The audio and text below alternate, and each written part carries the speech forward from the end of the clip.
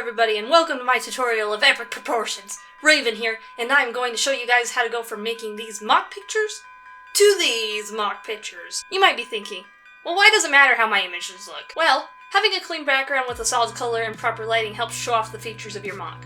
Besides, the viewers will be naturally drawn towards your mock rather than having to fight between wanting to focus on your mock or your kitchen table. Proper lighting also will give a visually appealing look to your mock, which makes it look a little bit better. So, before we get started, here is what you'll need. A camera, whether it's a proper camera or a smartphone, whatever. 2 lamps or something similar to give even lighting. Click here to view my stop and think motion tutorial video that covers proper lighting effects. Shameless self-advertising for the win. And a photo editing program. In this tutorial, I am going to use Photoshop. But I understand that not everyone has or wants to go out and purchase Photoshop, so a free one I recommend you use would be one called a GIMP. Also, in case you weren't able to tell from my program recommendation, this tutorial is recommended for those of you who have a computer and not smartphones. However, if you rely on your smartphone for all of your editing and everything, stick around, you might learn something from this tutorial. Finally, the last thing we will need is either some very large cloth that is a solid color, preferably white, or some solid color poster boards, also preferably white. And in my case, I'm going to be using those preferably white poster boards, 2 of them,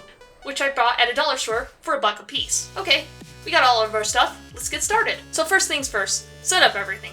Make sure you lay your poster boards or giant cloth out so that it covers both the floor and the wall of where you will be taking an image. Next, pose your mock you want to take an image with. Finally, if applicable, set your lighting so that it is evenly covering your mock and the background.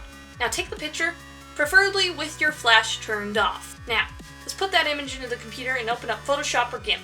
GIMP will have similar tools to Photoshop, but just note that the layout will not be the same. Okay, so we got our image imported. Now we are going to make some lighting adjustments. First, I like to click levels. Click on the white eyedropper tool and find the darkest shade of white that you can find in your picture and click on it. It might take a few tries, but that's alright. Next, select the black eyedropper tool and find the darkest shade of black that you can find and click it. Sweet! One step done, now on to the next. Now you will select curves and do the exact same thing that we just did with the levels. White on darkest shade of white that you can find, black on darkest shade of black that you can find. It won't make any dramatic adjustments like what the levels did, but it does set the lighting up to make things look much more perfect, and it can help eliminate anything you might have missed with the levels. So examine your image and make sure it meets your satisfaction. If you have any darker shades of white in the corners or side, just use the paintbrush tool to go over those dark spots. Now just save the image and you're all done! Congrats!